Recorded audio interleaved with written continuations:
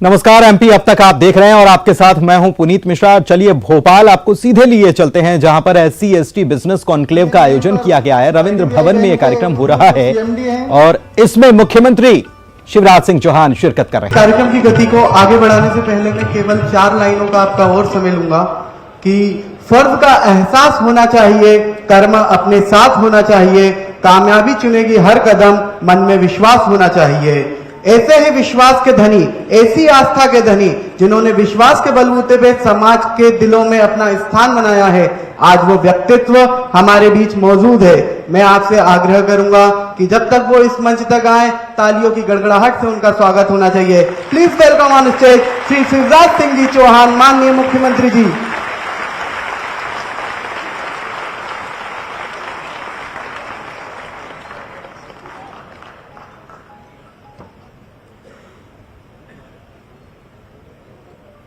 Dicky के अभूतपूर्व, अविस्मरणीय और उद्देश्यपूर्ण कार्यक्रम में उपस्थित हमारे केंद्रीय मंत्री आदरणीय श्रीमान फग्गन सिंह कुलस्ते जी, हमारे वरिष्ठ मंत्री डॉक्टर प्रभुराम चौधरी जी, तालियां बजे तो ढंग से बजे, जो करो दिल से करो। MSME के हमारे मंत्री भाई ओम प्रकाश सकलेचा जी, हमारे उद्योग मंत्री श्री राज्यवर्धन सिंह दत्तीगांव जी, और एक सामाजिक क्रांति और आर्थिक क्रांति के नए युग की शुरुआत जिसने की है, वैसे डिक्की के संस्थापक अध्यक्ष पद्मश्री मिलिंद कांबले जी, जोरदार तालियां बजा लें। आपका स्वागत है। पद्मश्री रवि कुमार नर्रा जी, अध्यक्ष डिक्की के, उनका भी स्वागत है। अभी मैंने जिनको सम्मानित किया, एक नई लकीर खींचने वाले हमारे सभी उद्योगपति साथीगण, दोनों विभाग के PS संजय शुक्ला जी, नरहरी जी, डिक्की भोपाल चैप्टर के सभी अधिकारीगण और उपस्थित मेरे प्रिय बहनों और भाइयों और भांजे और भांजियों, मामा का प्रणाम।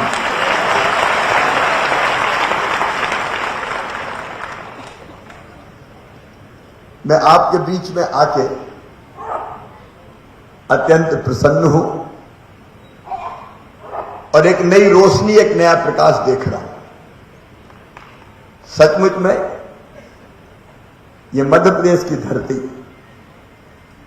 भारत रत्न, भारत के संविधान के शिल्पकार, दलित, पिछड़ित और वंचितों के मसीहा बाबा साहब अंबेडकर, डॉक्टर बाबा साहब अंबेडकर जी की जन्मभूमि है। और यहां पधारी हुए सभी बहनों और भाइयों का मैं हृदय से स्वागत करता हूं, अभिनंदन करता हूं, जो मंच पर भी है और जो नीचे भी है। बाबा साहब ने कहा था, बिना आर्थिक सशक्तिकरण के सामाजिक सशक्तिकरण संभव नहीं है। भूखे भजन ना होए गोपाला, धर लो अपनी कंठी माला। आर्थिक प्रगति भी जरूरी है और इसलिए हमारी डिक्की ने बीड़ा यही उठाया है। बाबा साहब ने कहा था, शिक्षित बनो, संगठित बनो, संघर्ष करो। डिक्की उसी राह पर चलते हुए हमारे सामने एक नए उद्देश्य और लक्ष्य को रखा है। और सचमुच में मुझे कहते हुए प्रसन्नता और गर्व है, चाहे हमारे अनुसूचित जनजाति के हो, अनुसूचित जाति के हो, हमारे नौजवानों में प्रतिभा है, क्षमता है, योग्यता है। अगर थोड़ा सपोर्ट मिल जाए तो हमारे बच्चे नया इतिहास रच सकते हैं, आसमान में लंबी उड़ान भर सकते हैं। हम सब जानते हैं रोजगार एक बड़ी समस्या है। अक्सर रोजगार की बात आती है तो एक ही बात आती है सरकारी नौकरी, और उसकी हम सब जानते हैं कि कहीं कहीं एक लिमिट है, एक सीमा है। एक जमाना था जब हमारी शिक्षितों का जो प्रतिशत था काफी कम था, और उस दौर में आजादी के तत्काल बाद कई बार शिक्षा रोजगार की गारंटी होती थी सरकारी नौकरी के लिए। लेकिन आज जैसे जैसे शिक्षा का प्रतिशत बढ़ रहा है, वैसे वैसे नौकरियों की जो संख्या है उस मुकाबले नहीं बढ़ रही, नहीं बढ़ भी नहीं पाएगी, हम सब लोग जानते हैं। अभी मध्य प्रदेश में हमने तय किया कि 1 साल के अंदर 1 लाख भर्तियां हम करेंगे। 1 लाख के पद भी तेजी से भर रहे हैं, उसमें कसर नहीं छोड़ेंगे। लेकिन फिर भी हम जानते हैं कि सीमा है, उसमें हमको वैकल्पिक रोजगार के अवसर पैदा करने पड़ेंगे, ढूंढने पड़ेंगे। और उसमें डिक्की ने जो राह दिखाई है कि हम रोजगार मांगने वाले नहीं, रोजगार देने वाले बन जाए। रोजगार देने वाले यहां बैठे, इसी मंच पर बैठे, हमारे बीच से बैठे हैं। इन्हें अपनी योग्यता, क्षमता, परिश्रम, मेहनत से सिद्ध किया है कि चमत्कार किया जा सकता है। आज जो वातावरण यहां बना है, दिन भर में अभी ब्रीफ ले रहा था, हमारे नौजवान आत्मविश्वास से भरे। और आज मैं आपको यह वचन देने आया कि आपने जो उत्साह का प्रदर्शन किया, इच्छा शक्ति का प्रदर्शन किया है, तो इस क्षेत्र में उद्योग स्थापित करने के क्षेत्र में, चाहे वो एमएसएमई हो, चाहे वो बड़े उद्योग हो, मध्य प्रदेश की सरकार आपको साथ देने में कोई कसर नहीं छोड़ेगी, कोई कसर नहीं छोड़ेगी। और आज तो हमारे डिक्की के साथ एमयू हुआ है। डिक्की एक सशक्त माध्यम बन सकता है, सरकार और उद्योगपतियों को जोड़ने वाली कड़ी। और उद्योगपति मतलब वो नहीं जिनके पास आज उद्योग है, नए उद्योगपति, आने वाले उद्योगपति, उनके लिए कौन कौन सी सुविधाएं विकसित की जाए, उसके बारे में हम मिलकर काम करें। ये बात सही कि क्षमता होती है, लेकिन क्षमता के साथ सुविधाएं जरूरी है, और वह आपका अधिकार भी मैं मानता हूं। और इसलिए कौन कौन सी सुविधाएं विकसित की जानी चाहिए, उस पर आज आप लोगों ने चर्चा की है। चर्चा के जो निष्कर्ष है उन पर हम चर्चा करेंगे। वैसे मैं आपको बता दूं, मध्य प्रदेश में हर महीने एक दिन हम रोजगार दिवस के रूप में मनाते हैं। हमारे मंत्रीगण बैठे हैं, स्वरोजगार की, सेल्फ एम्प्लॉयमेंट की जितनी योजनाएं हैं, वो उद्योग लगाने की भी है, वो व्यवसाय शुरू करने की भी, दोनों तरह की योजनाएं। एक इंडस्ट्री शुरू करना, छोटी बड़ी, और दूसरे व्यवसाय प्रारंभ करना, व्यापार, वो भी एक महत्वपूर्ण माध्यम है रोजगार पाने का भी, रोजगार देने का भी। और उस दिन हम करते हैं, रोजगार दिवस के दिन हमारा टारगेट है कि कम से कम 2 लाख स्वरोजगार के जो चाहने वाले, उनको अलग अलग योजनाओं के तहत लोन और सुविधाएं मिले, जिसमें सरकार अपनी तरफ से कई सुविधाएं देती है। मुझे बताते हुए प्रसन्नता है, पिछले 8 महीनों में लगभग 25 लाख नौजवानों को हमने रोजगार से, स्वरोजगार से जोड़ा है। और ये ऐसा नहीं करते कि चुपचाप हम करते हैं। रोजगार दिवस का मतलब है ऐसे सार्वजनिक कार्यक्रम होता है जिसमें जिनको लोन मिल रहा है वो सीधे जुड़ते हैं और वर्चुअल जुड़ते हैं, अलग अलग जिलों से जोड़ते हैं। और जितनी भी, मैं हर महीने बैंकर्स की बैठक लेता हूं, सबके टारगेट तय होते हैं। जहां पैच कसता होता है वहां पैच भी कसते हैं, क्योंकि लक्ष्य तय हो जाए वो पूरे ना हो तो हर महीने माइक्रो लेवल पे जाके हम बैठ के करते हैं। मैं कलेक्टर को भी कसता हूं कि तुम्हारे यहां कितने स्वरोजगार के अवसर, अगर कोई आगे पीछे रह जाता है उसकी भी समीक्षा हम करते हैं। संसाधन है, योजनाएं हैं, ठीक ढंग से अगर उनका लाभ मिल जाए तो और भी तेजी से स्वरोजगार के अवसर हम खड़ा कर सकते हैं। और इसलिए मेरा फोकस है रोजगार पर, सरकार का फोकस है रोजगार पर। मैं आप सबसे ये निवेदन करने आया हूं, कुछ तो योजनाएं हैं जिनकी जानकारी आपको होगी। मैं बहुत ब्रीफ, बहुत संक्षेप में देना चाहता हूं। भोपाल में एक सिंगापुर के साथ मिलकर ग्लोबल स्किल पार्क हम बना रहे हैं। मैं सिंगापुर गया था तो वहां जो स्किल जिस ढंग से देते हैं, स्किल्ड करते हैं, वो अद्भुत है। तो हमने सिंगापुर की सरकार के साथ मिलकर यहां ग्लोबल स्किल पार्क खड़ा कर रहे हैं, जिसमें 10,000 बच्चों को हर साल हम ट्रेनिंग देंगे और ऐसे कामों में देंगे कि तुरंत प्लेसमेंट हो जाए, उनको नौकरी मिल जाए, अब वो अपना व्यवसाय खड़ा कर ले। उसका नाम हमने रखा संत रविदास ग्लोबल स्किल पार्क। इस साल संत रविदास जी की जयंती पर हम लोगों ने संत रविदास स्वरोजगार योजना बनाई और उसमें तय किया कि 1 लाख से लेकर 50 लाख रुपए तक का लोन अपने बच्चों को मिलेगा जो अपना बिजनेस या अपनी छोटी इंडस्ट्री शुरू करनी चाहते हैं। और उसमें भी 5% इंटरेस्ट सब्सिडी, उसकी गारंटी सरकार लेगी। गारंटी फीस का जो पैसा वो सरकार जमा करेगी। कोलेटरल आपको नहीं देनी, क्योंकि कई बार वो होती नहीं है तो दिक्कत बहुत होती है। तो गारंटी सरकार लेगी और इंटरेस्ट सब्सिडी भी देगी। इसका लाभ लेना बच्चों ने प्रारंभ कर दिया है। कई बच्चों को इसका लाभ दिया जा चुका है। एक हमने एक छोटा मोटा काम के लिए टंट्या मामा आर्थिक कल्याण योजना बनाई है। इसमें भी 7% ब्याज अनुदान और सरकार गारंटी लेती है। फिर भगवान बिरसा मुंडा स्वरोजगार योजना, इसमें भी 50 लाख रुपए तक का लोन जिसकी गारंटी सरकार लेती है और इंटरेस्ट सब्सिडी भी सरकार देती है।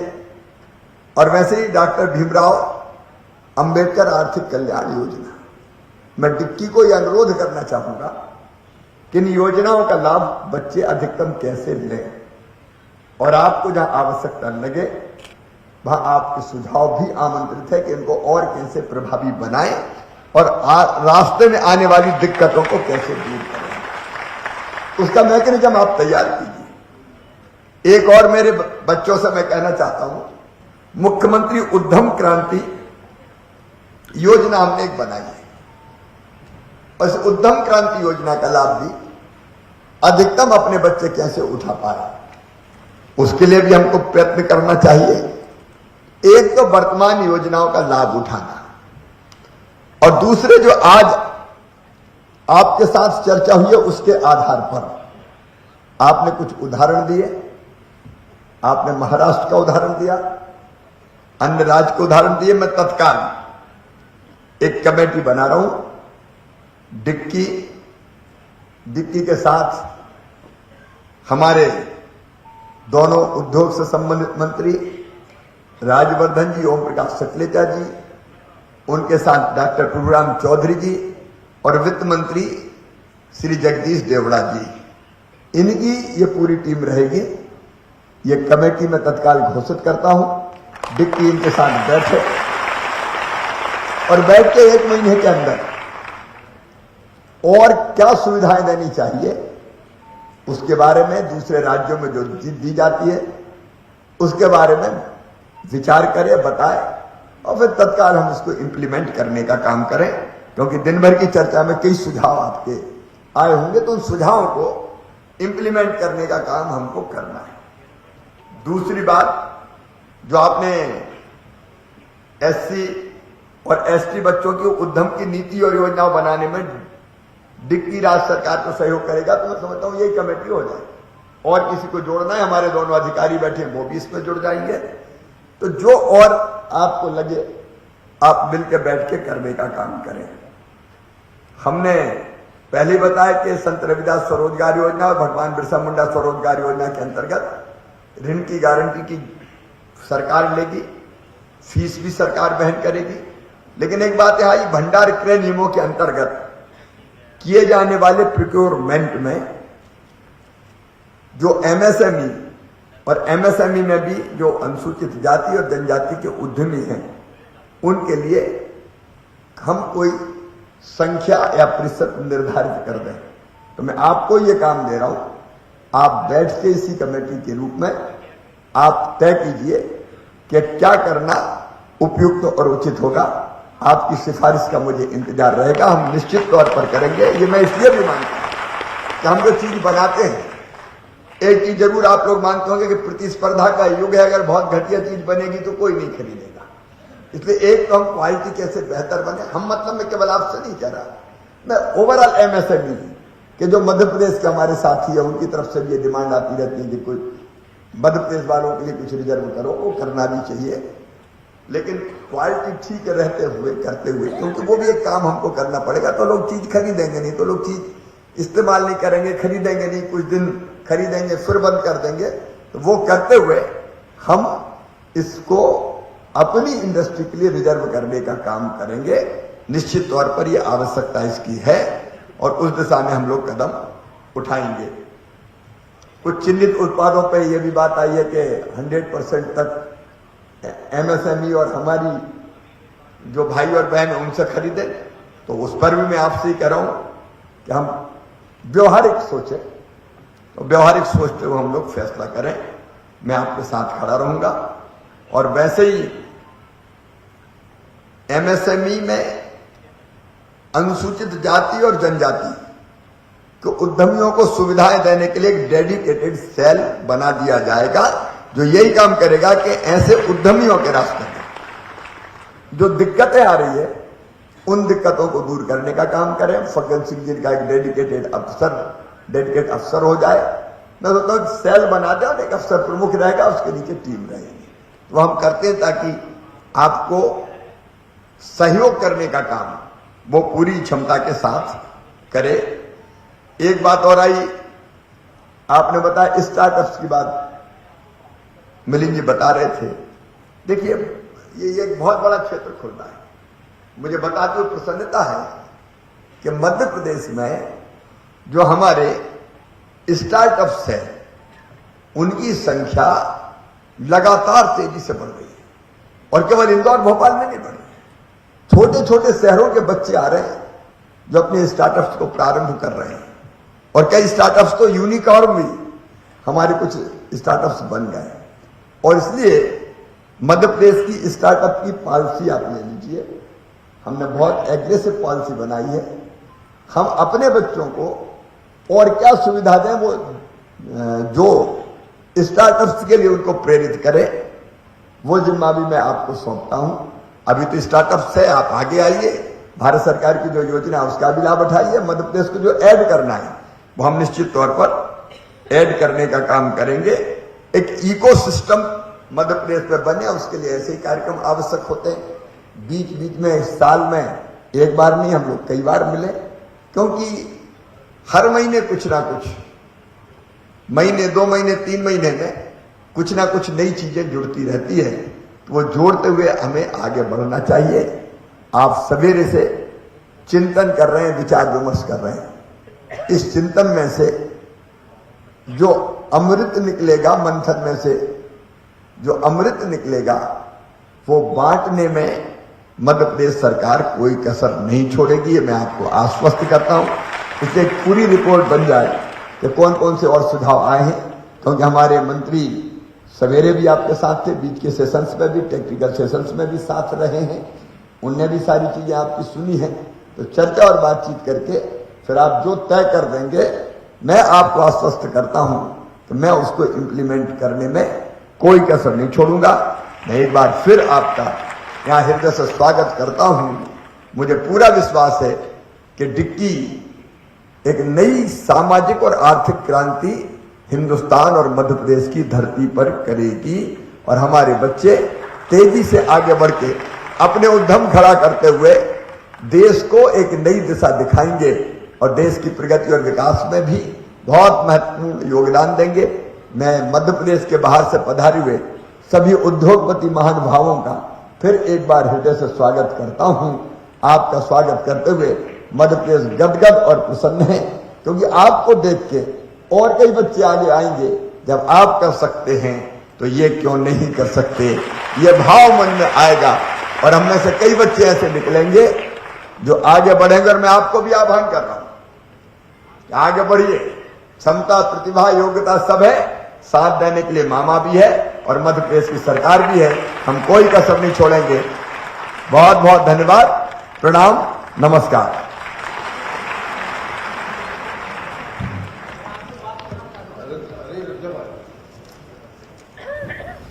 माननीय तो मुख्यमंत्री भोपाल से मुख्यमंत्री शिवराज सिंह चौहान को आप लाइव सुन रहे थे। SC/ST बिजनेस कॉन्क्लेव का आयोजन यहां पर किया गया रविंद्र भवन में और यहां मुख्यमंत्री शिवराज सिंह चौहान ने उद्यमियों को प्रेरित भी किया है और कहा है कि रोजगार की जो आवश्यकताएं हैं उसके मद्देनजर अगर देखा जाए तो उसमें हम सबको केवल रोजगार पाने वाला नहीं बल्कि रोजगार देने वाला भी बनना होगा। इस कार्यक्रम में मुख्यमंत्री के साथ केंद्रीय मंत्री फग्गन सिंह कुलस्ते, MSME मंत्री ओम प्रकाश सकलेचा मौजूद हैं। बिजनेस फैसिलिटेशन ऐप उनके द्वारा लॉन्च किया गया। सीएम शिवराज सिंह चौहान ने इसे लॉन्च किया है और उन्होंने बताया कि ये छोटे उद्यमियों की मदद में ये ऐप जो है ये कारगर साबित होगा। उद्यमियों के लिए सील बनेगी। समिति ने एक नई समिति बनाने की घोषणा भी की है। युवा उद्यमियों को क्या नई सुविधाएं दी जा सकती है, इस पर भी ये समिति विचार करेगी। समिति में उद्योग मंत्री, MSC मंत्री, वित्त मंत्री और डिक्की शामिल होंगे। SC/ST उद्यमियों के प्रोत्साहन पर भी ये समिति विचार करेगी। MSME में SC/ST के उद्यमियों के लिए अलग से सेल बनेगी। SC/ST उद्यमियों के लिए ये सेल बनाई जाएगी। स्टार्टअप तेजी से मध्य प्रदेश में बढ़ रहे हैं और सरकार इसको और कैसे आगे बढ़ाया जाए इसके लिए भी लगातार विचार कर रही है। मुख्यमंत्री ने यह भी बताया कि रोजगार के लिए लगातार प्रयास सरकार कर रही है, लेकिन हम सब जानते हैं कि सरकारी तौर पर जो रोजगार हैं उतने तो दिए नहीं जा सकते जितनी जरूरत है और इसलिए अब ये जरूरत है कि स्टार्टअप जो हैं वो लोग शुरू करें। उसमें सरकार की तरफ से मदद भी दी जा रही है और साथ ही साथ ऐसे हम बने जो रोजगार दे सकें, कई लोगों को रोजगार दे सकें। इस समस्या का यही समाधान है, इस पर मुख्यमंत्री ने जोर दिया। एक्सपीरियंस शेयर करवाया, उसके लिए बहुत बहुत धन्यवाद। मैं माननीय मंत्री स्वास्थ्य का स्वागत धन्यवाद देता हूं। आपने इस कार्यक्रम में पधारे और इस कार्यक्रम को सफल बनाने में सहयोग किया। मैं माननीय मंत्री MSME श्री सकलेचा जी का धन्यवाद देता हूं। वो सुबह और शाम दोनों समय यहाँ उपस्थित रहेंगे। मैं माननीय मंत्री श्री राजवर्धन सिंह जी का धन्यवाद देता हूं। इस कार्यक्रम को सफल बनाने में सहयोग किया। पहले मैं उससे ज्यादा जो मध्य प्रदेश के बाहर से जो यहाँ आके यहाँ का जो यंग एंटरप्रेन्योर को मोटिवेट करके जो यहाँ अच्छा एक इन्वेस्टमेंट का माहौल बनाने के जो अपना एक्सपीरियंस को शेयर किया। यहाँ मध्य प्रदेश के बाहर से यहाँ आए हुए समस्त इंडस्ट्रियलिस्ट का धन्यवाद देता हूँ। आप लोगों ने यहाँ आके हमारा और डिक्की जो मध्य प्रदेश का जो मैं धन्यवाद देता हूँ, इस कार्यक्रम को आयोजित करने में सहयोग किया और शासन जो इसको आगे बढ़ाने में मैं समस्त अधिकारी जो विभिन्न विभागों से यहाँ आके जो ACS पशुपालन जो हमारा विभाग के प्रिंसिपल सेक्रेटरी सर। मुख्यमंत्री शिवराज सिंह चौहान ने कई बातें अपने संबोधन के दौरान कही। उन्होंने बताया कि सरकार कैसे हर महीने रोजगार मेले लगाती है, सरकार की तरफ से कैसे स्वरोजगार के लिए लोगों को प्रोत्साहन देने के लिए क्या क्या मदद की जाती है, क्या प्रयास किए जाते हैं। इसके अलावा कैसे उन लोगों को तैयार किया जाए उसके लिए भी सरकार कैसे प्रयास कर रही है। इन सारी बातों का मुख्यमंत्री ने जिक्र किया और बताया कि वो बेहद खुश हैं, आर्थिक प्रगति बहुत जरूरी है। उन्होंने बाबा साहेब अंबेडकर को भी याद किया और उन्होंने कहा कि आर्थिक उन्नति जब तक नहीं होती तब तक सामाजिक रूप से भी उन्नति नहीं हो सकती। और उन्होंने ये भी कहा कि भूखे पेट भजन न होए गोपाल। तो ये बात जब उन्होंने जिक्र किया तो कुल मिलाकर उनका फोकस, उनका जो संबोधन था उसमें मकसद यही था कि हम सबको आर्थिक रूप से भी आगे बढ़ना है और छोटे उद्यमियों को कैसे मदद मिल पाए, सरकार इसके लिए प्रयास लगातार कर रही है। साथ ही साथ ऐसे युवा जो रोजगार चाहते हैं उनको अगर स्किल नहीं है तो स्किल पार्क भी बनाया जा रहा है। इसका भी जिक्र मुख्यमंत्री ने किया कि स्किल पार्क बनाया जा रहा है जहां पर स्किल यानी नए नए जो विधाएं हैं उनकी ट्रेनिंग उनको दी जाएगी और उसके बाद अगर स्टार्टअप की जरूरत होती है, उन्हें कोई उनमें से स्टार्टअप करना चाहता है तो उसके लिए भी सरकार पूरी तरह से उनके साथ खड़ी है। मुख्यमंत्री ने बताया कि वे लगातार इसको लेकर मॉनिटरिंग करते हैं, चर्चाएं भी वे करते हैं कलेक्टर से।